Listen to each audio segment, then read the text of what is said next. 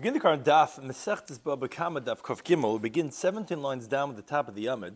We're really finishing up a conversation from the previous Daf, where the Gemara is going to introduce a story related to the Bnei Marava. Bnei Marava were really, was a concept that they mentioned. It was a stira how to answer, really on the top of Kabez and Mabez. There was a stira in Brises how to explain the halacha in Haisirui. If, let's say, he told him to buy wheat and he bought barley, mamash the top lines on Kabez Mabez, and he bought the wrong thing. So both Bryce agreed that if he ended up making it worth less, it's the losses for the shliach because he did not what was asked. But if he actually made a profit, one Bryce said hisirul loy, the profit's going to be to him, and another Bryce said hisirul emtza. So Rabbi Yochanan had explained lo kasha hora mei v'hora Yehuda. But the main thing was on the Horeb Yehuda that says the Hisirus Emtza, the Bnei Marava, they laughed at Rabbi Yochanan because the words they said were, according to Rabbi Yochanan, according to Rabbi Yehuda, that says that they both get the profits. The words they said were, who's going to tell the owner of the wheat, who's selling it, when the guy had told him to buy barley, and the shliach did the wrong thing, the guy who he splits the profits with, and he buys wheat, the guy who's selling the wheat doesn't know that it should go to the guy who owns the money, who was giving the money, because that guy had actually said to buy barley, and he bought wheat. That's what the Gemara asked. What do you mean? How does it ever help? They never know who the shliach is. They says no, because a shliach is Yad Balabayis, but here is not Yad Balabayis. He did the wrong thing. That was what the Bnei Marava said. The Gemara is going to introduce a story related to that concept of like, well, they don't know that. How's the kinyan supposed to happen if this is not what he was sent for? Throughout the entire world. So we're discussing today's daf are, as we move on to the next Mishnah, of Hagoizel and Nishbal Sheker. Again, we're talking about Hagoizel. There's Hagoizel Eitzim, so we get into the whole halachas of Gzela, because that's one of the primary obvious Nezikin of Adam and Mazik. The guy steals and he swears falsely what the halacha is. And regarding Haida, if a guy admits, so Mishalim Karen B'chem Ashim, then he has to pay the principal, and added fifth, and I covered Ashim, meaning if he had sworn falsely and then he admits, which that's the halacha of Shvur Sheker. If Loi Haida, Misham Keren Levad, if he doesn't admit, he just pays for the principal itself, which he owes. What happens if a guy steals from his friend the minimum amount of what's considered money, and he swears falsely? The Gemara is going to discuss that you have to go as far as he is, even the Madai, to go and return what was stolen from him. But there is a leniency, Rashi tells you exactly what it is, but he could give it to the court agent.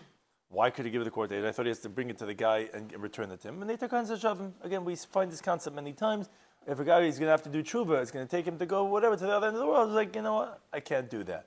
And it says there we're not going to make him spend $500 to go return the quarter that he owes the guy in Mada.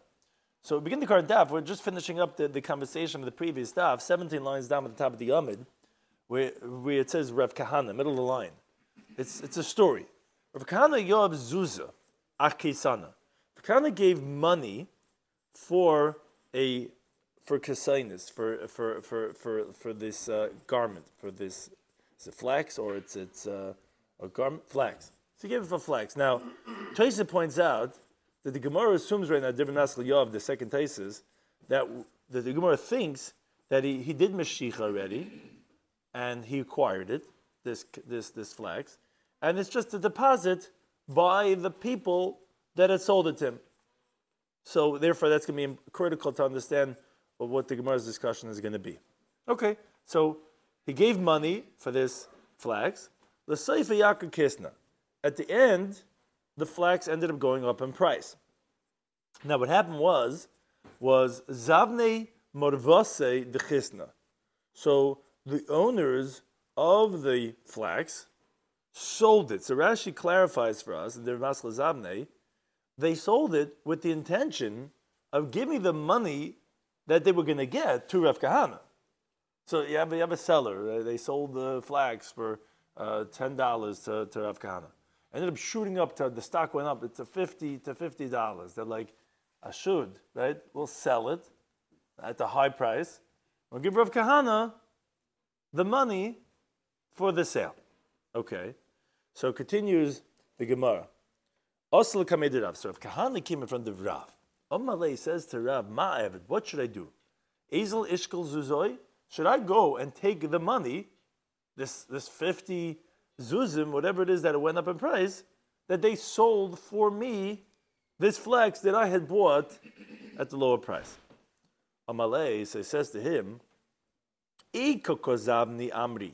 If when they were selling it to this other person, they said, Hi Kisna, I just want you to know, this flax that we're selling you, to Kahanahu, belongs to Kahana, that was his name, Rav Kahana, Zilshkov. Then if they had told the buyer that at that time, then it's okay, go take that money that you have now, that they sold it at the higher price.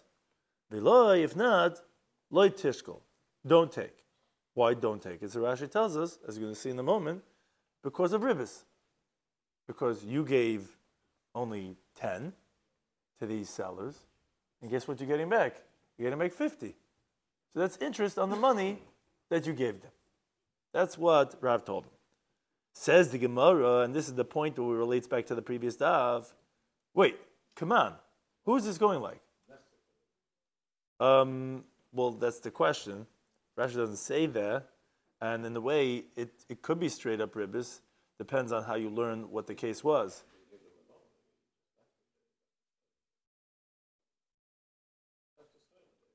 No, there's many different types of ribbis. There's ribbis katsutza, that's when you give a loan and you get back more, which in a sense, and then you have other types of ribbis, which is not maybe deraisa, but here Mamish gave money and he's getting back more than what he gave. You have to know exactly what the case was. Taisa says if it did Mashiach, so it's already a Mechet. Taisa, the Mesla Hassam also discusses this regarding regarding a difference between a sale and regarding a straight up loan. But Akaponim, he's giving a certain amount, he's getting back more. So the Gemara says, wait, come on, who is this teaching of Rav like? Yeah, on which one? On Hosmamana. No, I mean, come on. Yeah, because Taisus learns it's a mechira. That's just as I said. Taisus says that I the mashach. The Taisus understands that he already bought the thing. But Al Kaponim, either it's ribbis or mechziki ribbis. So the Gemara says, wait, come on, who is this like? B'nei Marava? Is this like what we said in the previous daf from the B'nei Marava, the Amri that they said, Mihoy di l'bal chitin? So that if it wasn't his, he has to pay for being mafsid. How about that? Yeah, so exactly, that's exactly, we're going to see that in a moment. It's Gezela. Right, because he was mafsid. It wasn't mafsid, they made money. Technically, if you say, if he sold it, if he didn't say Rav Kahana, then don't take the money. That's what he has. But he's saying don't take it because of ribbis. Because of ribbis. So how about the point that you took his cut and his fish, whatever, and you sold it, then you were mafsid. No, so give him the $10. You weren't mafsid him, he made money for him. No, because you cannot give him $10 if he owns the fish ton. Right, so that's Gezela. So if you sell his fish ton, you're mafsid the money. Don't give him his $10. It's his item.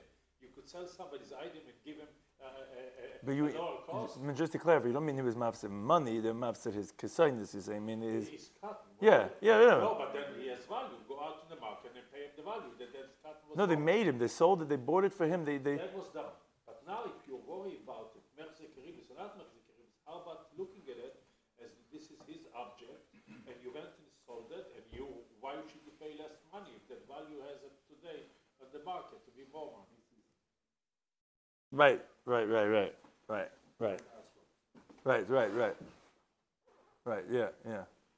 What do they say? He bought it. First of all, they didn't have it. They didn't have it in stock. Right. That's what we're going to see in a second. Intention of selling it. Right. So that's what we're going to see in a moment regarding that exact point. Also, right. But first, the Gemara says. So wait a second. Is this like B'nei Marava because they said this following phrase that we had in the previous daf? Who's to tell the owner of the wheat Shiyak nechitin lebal mois, that they should acquire the wheat to the owner of the money, which as we just referenced before from the previous daf. So, in other words, what the Gemara is asking is that they say, who's to tell the in this context, what we're borrowing the terminology of the Bnei Marava, who's to tell the buyers who bought this linen that they should give their money to Rav Kahana? Meaning, so therefore, that's why he wasn't zeichen it. Meaning, if Rav was saying these exact words, if they said this is Kahana's, okay, they'd be makna their money to Rav Kahana, so of course it's his. But if not, well, who's to tell them that it's his? So therefore, it's not going to work, like we had mentioned previously. So Taisa explains, in other words, and because of that, if they didn't tell the buyer when they're buying that this kisna is of Kahana, comes out the Kahana wasn't kind of these monies, because that was not their intention when they gave the money, and if he's going to take it, that's what Taisa says. So it's as if it's from his sellers that's giving it to him, and that's mechzik ribis. That's what I'm saying. Taisus is on this point, where that's what the Gemara's question, that's what the Gemara is asking, is this what Rav was coming from? Because of the buyers didn't know that this was Kahana's, so how are they supposed to be mocking to the money that they're paying for that they're buying his linen? They don't know that. So therefore what? So who cares that they don't know it to be mocking money? So fine, the middle, his sell, it's a little confusing because they say who's who, but the ones who owned the linen, who sold it to him, but then sold it at a higher price for him. So good. So the buyers don't know. So it's going to go to them. So then they'll have pass over account. No, that's going to be mechzik ribis. Because if not, there's no mechzik ribis. There's no problem. If you don't hold it b'nei marava, there's no problem. Where's the ribis? You're not getting more money than you gave from the guy you gave the money to. You're getting the money from the buyer. You understand? Meaning that's why it's important for the Gemara to point out that Rav, who's saying there's a problem about ribis, is like the b'nei marava. Because Bnei Marava says that you have to know who it is to be able to be makna, to transfer the funds. And that they don't know. So that's what's important. Say, did they say Kahana? Then you can take the money. If they didn't say Kahana, then you can't take the money. Is that what the Gemara says is where Rav is coming from? So the Gemara says no. That who cares with the transfer of the funds of the buyer? Because do you think Rav Kahana was going to end up taking money and therefore he's going to take interest? Says Gemara, Atu miyav Rav Kahana arba v'shakal tamni. You think he gave 4 dinar and he's taking 8? He wasn't taking money. He was taking his linen. Whatever it is, it was his. So therefore what? Kisna memelu yaker. The linen, it went up in price on its own. They are the ones who sold it, his sellers, ended up selling it at the higher price. Migzal Gazlua. They stole it from him. And you have to pay the value of when it was at the higher price at the time that it was stolen. As we had Utznan the Mishnah Daf Tzadik Gimel Beis. All robbers have to pay the time it was at the time when it was stolen. Now, when did they quote unquote steal it from him? When it was the higher price. They were selling it for him. They said, Rav Kahana, we're going to make money for him. We'll sell it then.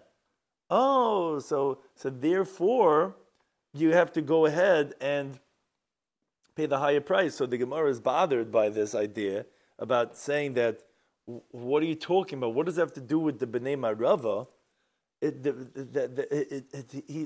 That's nothing to do with him, the monies. The monies have nothing to do with him. He wasn't taking, it was the ribis. He wasn't taking money. He was, I want my linen. You guys want to compensate me, fine. But why does this have to do with the relevancy of the akna, of the buyers, that is as if we're not going to let you take? Maybe similar to the question you're asking, what's me? I want my linen back. And that's Kishas Exela, which is the higher price. Why don't I get that back? So the Gemara says, Amri, they said rather no. The pshat in this story is like this. Hasam, it's a whole different halacha. Hasam amanahavir. There, he gave them the money in good faith. They didn't have the linen when they got the money. V'loy mashchir Rav Kana l'chesed. And this is what Tais said that was the Havamina, and the Gemara is saying that no, that's not what happened. Rav Kana never did any Mashicha, never acquired the linen. So what happened?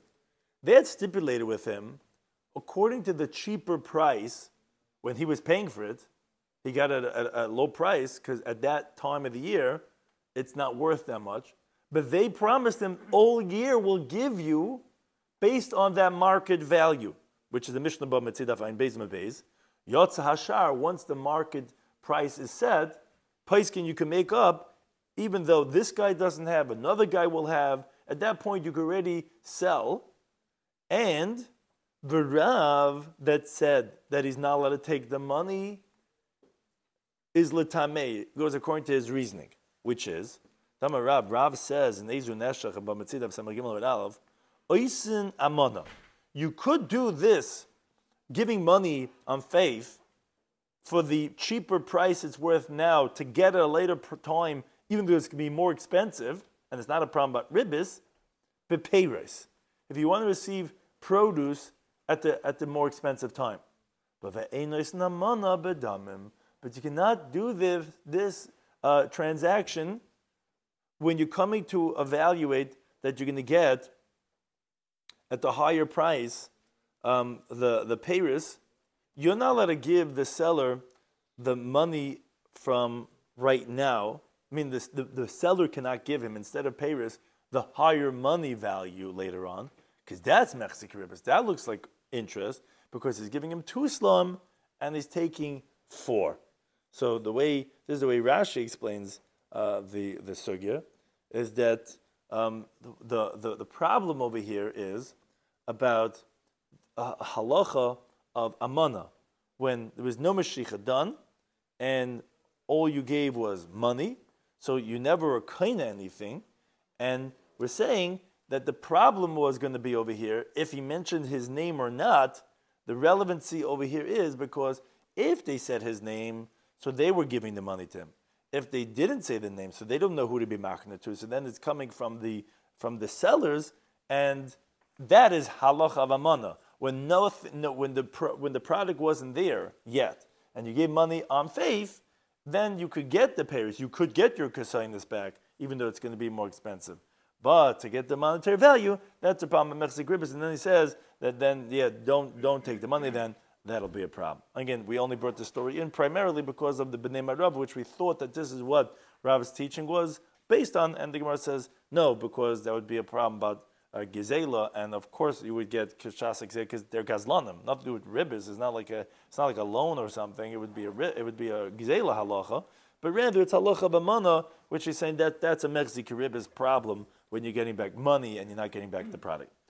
Get to halacha, the next Mishnah, continuing on this theme about Gizela and about the halacha of Gizela, which is the halacha of a shvua, of swearing regarding when the person is a ganav.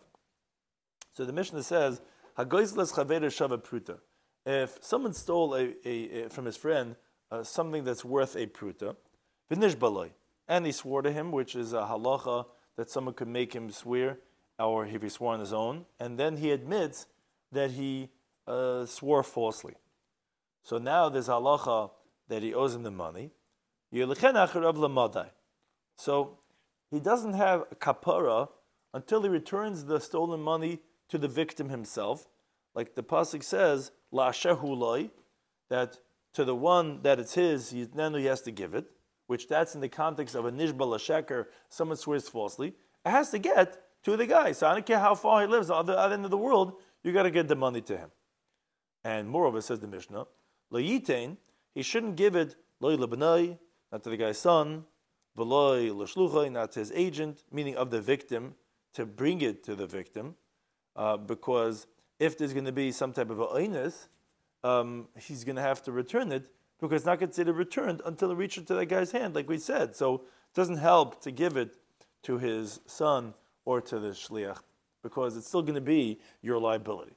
Now, avol, but noisen l'shliach bezdin, you could give it to the court agent, which Rashi learns, it's a takana de rabbanan, that the rabbis made because of takanas hashavim. We wanted to remedy for people who want to do tshuva. that we don't obligate him to go and spend $5,000 to get a flight and to get a ride and to get a this and whatever to return the guy the dollar that you stole from him when you wanted a soda from the soda machine. That the guy's never going to do tshuva because it's not going to be worth it. Tosfos says differently. He says no. The concept of then you could just say you give it to Bezdin. Why are you giving it to Shliach Bezdin? He says it's actually regarding achrayas, regarding insurance. If something happens on the way, if he gave it to the Shliach Bezdin, then he has a kapar right away. He doesn't have to wait until it reaches to the hand of the victim, because once the Shliach Bezdin gets it, then it's already considered as you did what you had to do. So either way, but a Shliach Bezdin, once it gets to him, then you're okay. Now, so continues the Mishnah, be'im meis. Now, if the victim, the nigzal, dies, so Yachzer, the Goslin should give it back, liyarshav, give it back to the inheritors, to the sons of the victim. Which Tosfos says, at the bottom Tosfos, it would seem that it's coming to tell us that even to the Yarshim, you have to go all the way to Madai. That would be the Chiddush, of course. I mean, if a guy dies, of course you give it to his Yarshim. What's the Chiddush? Either that even for the Yarshim you have to go to Madai, or it's coming to tell us that there's no difference if the victim is alive or whether he's dead regarding the halacha that we continue of the principal and the fifth and the Asham, just like there is a chilik by the Gazlan between him and his sons, that they don't have to pay Chaimish on the Gezel of the father. That's what we're saying regarding the Nigzel. There's no difference. You're going to have the halacha we're going to talk about right now. But be that as it may, continues the Mishnah. What happens if Nasan Lai es Hakeren? He gives the principle. The halacha is that when someone swears falsely, and then he admits, so not only does he have to pay the principal, he has to give a fifth, and he has to bring a carbon ashma, sham gezelis, like it's called. So what happens if he gives the principal, but he doesn't give the added fifth? Or, and the main principle you'll see here, it's about the principal versus the chaimish. Or machalo ala karen. Let's say the victim pardoned him after he admitted to him regarding the principal, but he said, I'm not pardoning you for the fifth that you owe. Or he pardoned him for both the principal and the fifth. For some reason, the guy said, but less than the shava pruta of the principal, I'm not pardoning you. So regarding all these cases in Tzarech Leilech Acharav, you don't have to go after the victim to bring it to him, because it has to be at least, as the next cases are going to say, a shava pruta of Karen. So if he pardoned him for the Karen, or he paid him the Karen, and even if there's still chaimish, it doesn't make a difference, or pachas mishava pruta, it has to be a shava pruta of Karen that forced him to go to him. Which that's the other cases now. Let's say Nasla is a chaimish. Let's say he gave him the fifth. Well, Nasla is a but he didn't give him the principal. Or Machal chaimish. Well, Machal Karen. He pardoned him for the fifth, but he didn't pardon him for the principal. Or Machal al or he pardoned him for both chutz mishav pruta b'karen, but there's at least a pruta's worth of Karen, the principal that he didn't pardon him for. So then Tzarech Leilech Acharav, again, that's a shava pruta of Karen. You have to go after him no matter where he is. Now, Mishnah says an interesting case. What happens if Nasla is a Karen? What happens after he swore falsely and he admitted? So we said that he's liable now for the principal and the fifth. He gave him the principal. V'nish b'loy. But then he swore a second oath, al ha-chaimish, for the fifth that he gave him, and then he admitted that he didn't really give him the fifth. But he swore falsely that he gave him the fifth. So he's swearing falsely on that fifth itself. So as we continue to Midbeis, he has to pay a fifth of the fifth, because the first fifth becomes principal that he's quote unquote stealing by saying, I already gave it to you already. And now that he admits, he has to go give him a fifth on that. Now, if he went back and he gave him the first fifth, but he swore falsely on the second fifth, and then he admits, he has to pay a fifth on that, and then a fifth on the second fifth, and so on and so forth, until that minimizes the principle of a fifth, that he won't be denying Mishava Pruta. It's going to be less than the minimum amount of ability, because you're going a fifth to fifth, you end up depleting that principle, but you can continue giving a fifth on the fifth on the fifth on the fifth, as long as you have enough to make the claim and to deny that. Says the Mishnah, this halacha that we spoke about of swearing falsely and being liable, and regarding the Karen and bringing the money to the guy, is also not just by Gezela, but V'chein B'Pekad. The same thing goes regarding the pasuk. The guy gave you something to watch, and you have the same halacha. If you swear falsely, Shnamak says the pasuk in Meikra, it says, the pasuk there it mentions, if a soul is going to sin, and he's going to do misappropriation by God, and he's going to deny regarding his friend, B'Pekad, whether it be a deposit, or B'Tesumis Yad, which means a reference to a loan, or B'Gazel, or with robbery, which we spoke about, we're just saying it applies to other cases too, or defrauded his friend, which is the halacha of schar sachar, not paying his wages. Or you find a lost object and you deny the rosh, you swear falsely. So all these halachas share this halacha of he has to pay not only the principal, an added fifth, and the karban. So it applies not only by gezel but all these cases too. Now the Gemara is going to make a diuk. It's going to bring in a different sugya, but it's going to show who's the Tana of the Mishnah. The Mishnah said like this. It said that this halacha applies, that you got to go and all the way to Madai.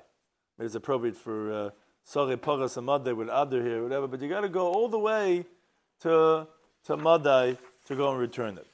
But it said Nishbalai. What was the theme of the Mishnah? Mishnah said, if someone steals from his friend the Shalom Pruta, v'nish b'loi, and he swears falsely and then he admits, okay, you got to go all the way to Madai.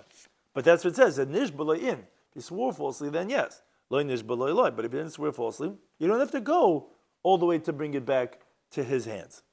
It says Gemara Mani, so who's the town of the Mishnah? Loi Reb Tarfon, Loi Reb Akiva.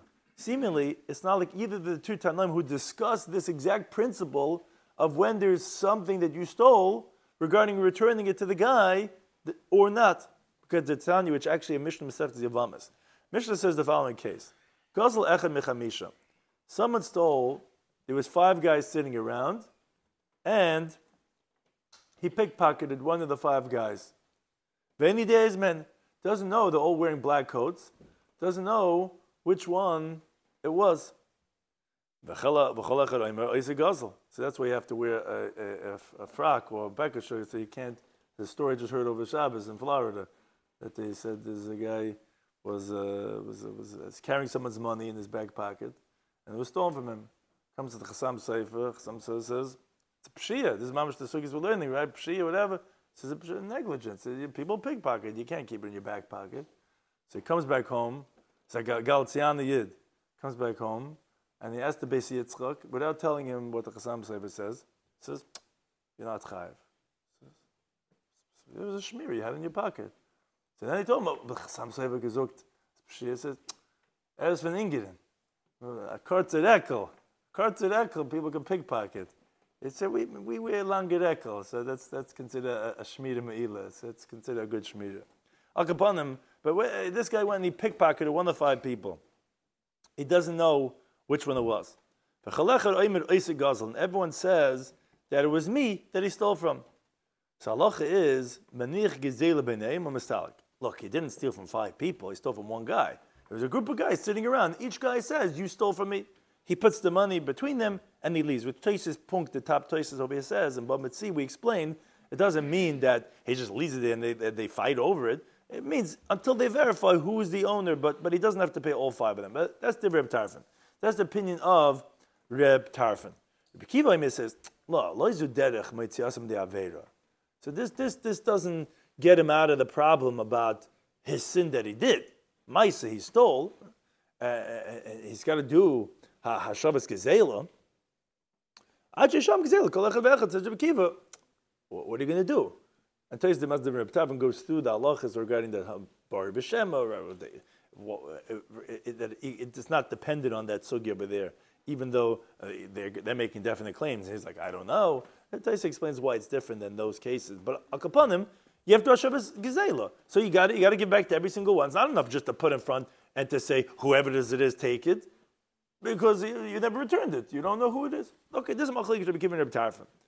But says the Gemara, wait a second. Mani, who's our Mishnah? It can't be like either one of them. Why? So the Gemara explains. Reb Tarfon, if it's Reb Tarfon, so what do you mean? Avagav dish tabeya, even though you swore falsely, still, he says, you could just put the stolen goods down and you leave. You don't have to give it to the guy's hand. It's enough to put in front because the owner is here. I don't have to give it to him. So that he can't be Latana Vamisha, because according to Tana, you got to go to Madai to give it to the guy. It's not enough to let the guy know where it is or whatever. You got to go bring it to him. So it's not like a Tarfin. And Rabbi Kiva, well, it's not like him either because Avagav Deloyesh Tabeh. According to Rabbi Kiva, even if he didn't swear falsely, Amay says,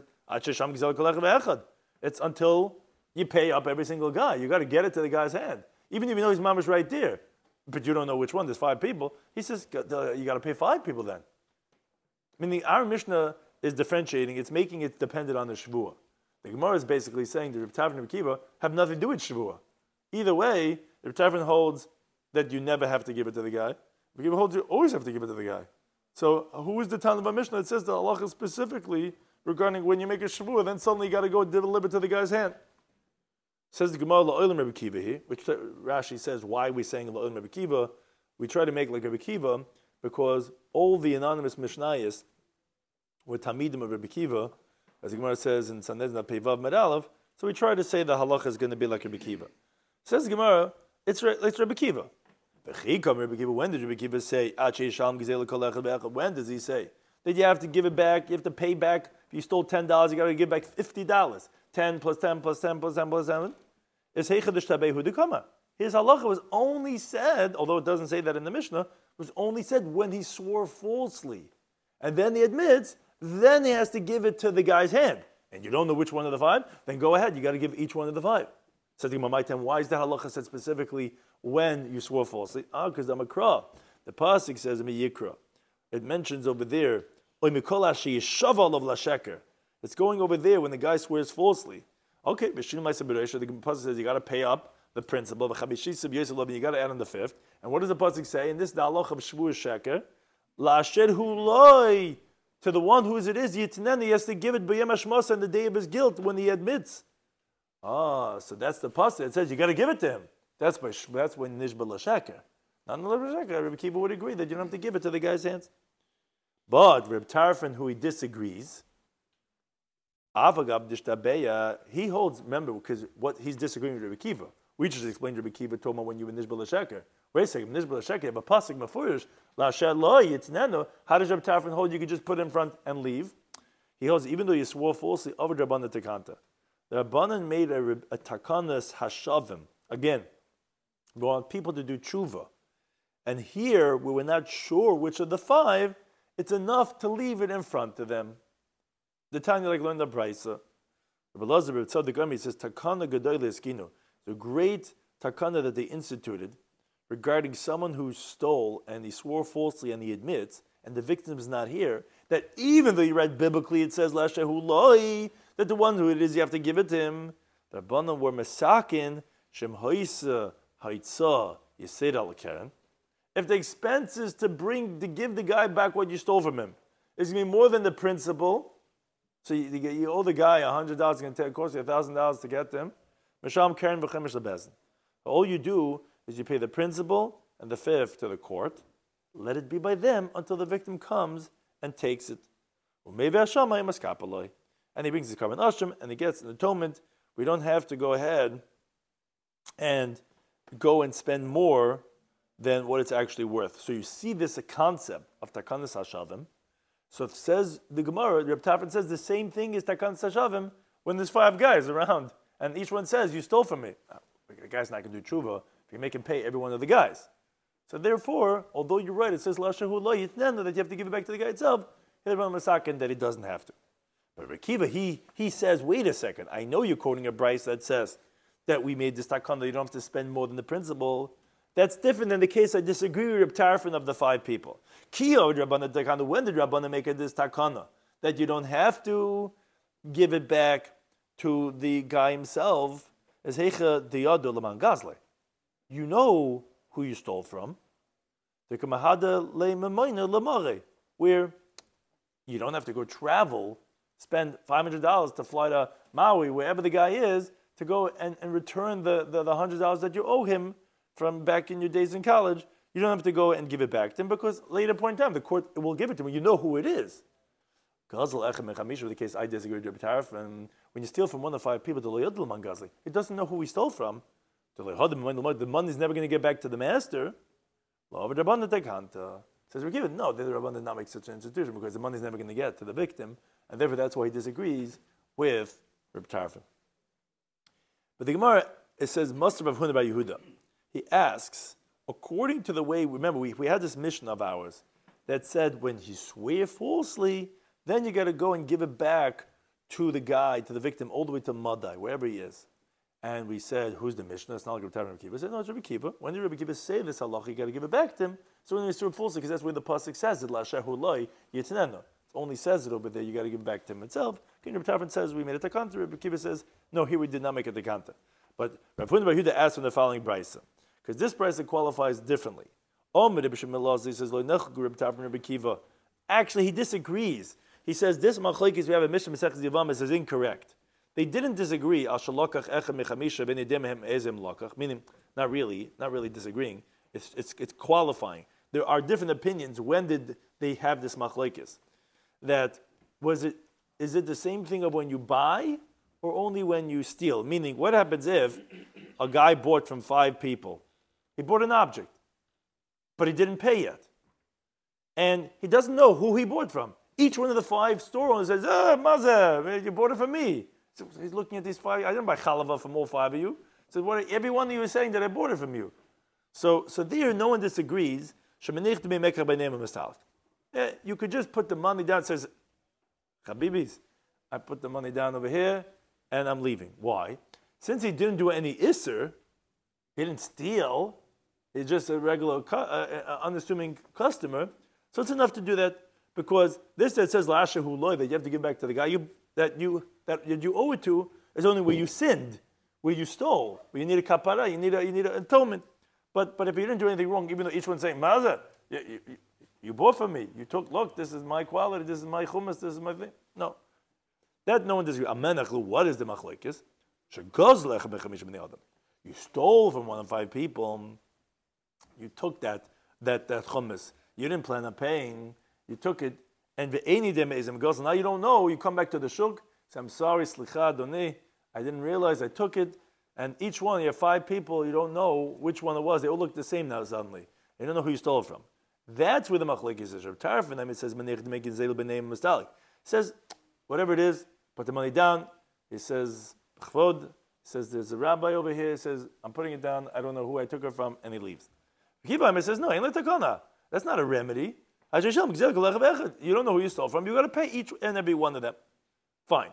That's a brisa that's qualifying this, that, like we said in that Mishnah, the machlokes. The problem is like this. Everything to say, as we had explained, because we wanted to say Kiva is the time of a Mishnah, that when did they have this machlokes is regarding when the guy swore falsely. So mali lokach mali gazel. Wait a second. Who cares if the guy was a buyer or a thief? If he swore falsely.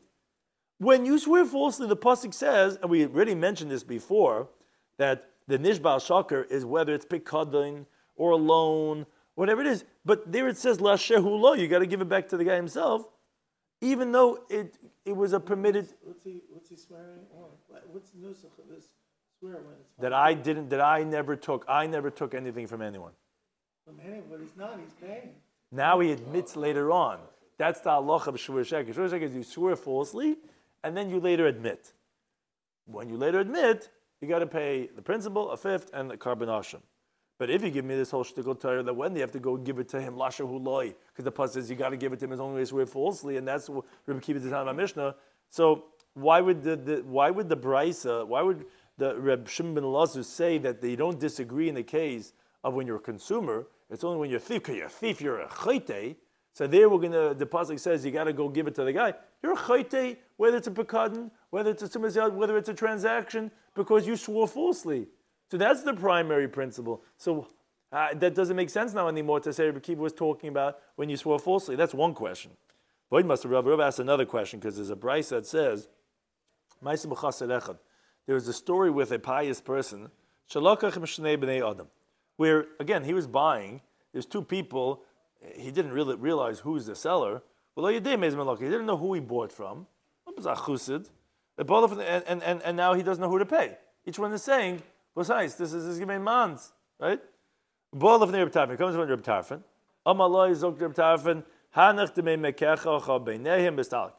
Put the money down in between them and leave. Let them fight it out. Then he came from Rabbi Kiva. So you see, it's not a new thing, go from one roof to the other one. Amalai said to him, you have no way to remedy this until you pay each and every one of them. Which Rashi just parenthetically points out at the end of the Maskal Mali Lekech, that obviously the Tana of this Bryce of Chassid Echad, of this story, is obviously disagreeing with Rishim Elazar, because this is a case of purchasing, which that Reb Shimon Elazar had said the machlokes is not by purchasing, it's only by gezel. But okay, leave it for now. But the point is like this. It says Gemara Visa Gedai the Mishtabeya, if you're going to think to say that the guy, this whole halacha of Rebbe Kiva and Rebbe Tarfon is only when you swore falsely. Chassid mi Mishtabeya b'shikr, a chussid guy, like a guy with a shvur, he's hayatuchen. Say, how can you call a chassid echad? The whole halacha was only gezukavan, only when you swear falsely. And b'chitim, you're going to say, wait a second, the Mishtabeya v'had have a chassid. No, first he swore falsely, and then he did shiva, and he came nun to the Rebbe and became a chassid. But it's not true, because throughout Shas, wherever it tells us, the Gemara Tumur Tevtezvav tells us, wherever it says Ma'aseh b'chassid echad, it's Oyer b'Yehuda ben Bava, Oyer b'Yehuda ben Eloi, and these two, Rabbi Yehuda ben Bava, Rabbi Yehuda ben Eloi, Chasidim Nekara, but they were always Chasidim. So it doesn't make sense. How could you say it was Nishbal Sheker when they're not swearing falsely? And the whole halacha you're telling me is only by Nishbal Sheker. So the Gemara falls off of what we said. Ella, the truth is, Lolam Reb Tarfon. You want to know who's the Tana of our Mishnah that says that the halacha is specifically Nishba? Is Reb Tarfon. Because if it was Rebbe Kiva, the truth is he holds you have to give it back to the guy's hand even if he did not swear falsely. I thought Rebbe Tarfon says you don't have to give it back to the guy's hand. I thought you could just give it and leave. No, Rebbe Tarfon agrees when you swore falsely that then you do have to give it to the guy's hand. My timer. To the contrary, because the Amakra, he says that's when the pasuk says you got to give it to the guy's hand on the day of the guilt. So wait, the question of Rebbe Kiva, you're telling me the machlokes is only when you did not swear falsely. And that's what Tarfon says you don't have to give it. But when you do swear falsely, then he agrees to the halacha you have to give it. So then, how do you understand Rebbe Kiva that avagav b'lemishtabeya? He says yes, even though you did not swear falsely, konis, it's a rabbinic penalty. Rebbe Kiva says you got to give it to the hand rabbinically, but you're right, biblically, everyone agrees. Even Rebbe Tarfon, when you swear falsely, then you have to give it back. Then the Gemara has a question. This is a question on our Mishnah. You told me in the Mishnah that only if you swear falsely, then yes, you have to give it to the guy's hand. You didn't swear falsely, you don't have to. Now we explained that's like Reb Tarfon, because we said according to Rebbe Kiva, even if you didn't swear, you got to go give it to the guy's hands. Rabbinically, we penalize, but the Derais Halacha is specifically when you swear falsely. But says the Gemara, Reb Tarfon Machti. Let's see, according to Reb Tarfon, Hecha de Mishtabeya. So the problem is like this: when you swear falsely, remember that's what the Halacha is said. Lo sagid de lo hoida. It's not possible that you're not going to be admitting, which like Rashi, the bottom Rashi explains and says that the pasuk talks about when you're denying and you're returning, it talks about that you admitted. Like it says by Gezla Ger, when you steal from the Ger, it says Vizvadu es chatasam, that they have to confess their sins. Meaning to say there has to be an admission over here to be chayv. When you swear falsely, it's not enough to swear falsely. There has to be an admission subsequently. Oh, now that you swore and you admit, now you can have this halacha of whatever it says of the chaymish and the asham and la shehulai with this halacha of our Mishnah. You got to give it back to the guy's hands. The problem then becomes, if that's the case, ma'ir b'nishbam, so then why are you mentioning anything about this swearing falsely? I feel then even without the oath, should have the same halacha. Why? Because the time learned the brisa. Moed Reb Tarfon agrees, which is the Tana that we're talking about, who we're saying he's the Tana of a Mishnah. But if you tell two people, Gizalti echad mechem mana, I stole from one of you guys 100 dinar. Any days I don't know which one of you it is. The halacha is neisin lezemana. Remember this Reb Tarfon who told us that you don't have to return it to each and every guy. But we said just before he admits when you swore falsely. But look at this brisa.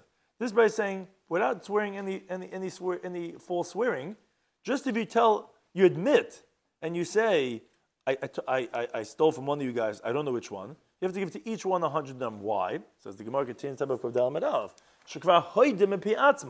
because he already admitted on his own. So what does that mean? So Rashi on the top of the Amid says, he has to fulfill his heavenly obligation. So though you're right, the courts cannot obligate him, and you're right, according to Rabbi Tarfon, in that case you could just put it in front of them, but from a punishment, he's not going to be exempted until he pays to both of them, because he's not giving back to the owner. So the question is, if he himself says that when you're maida, then you have to go ahead and give back to each and every person. So what's the significance of telling us that he has to make a shiur l'sheker if he anyways has to give it if he just admits it on his own without even making a false oath?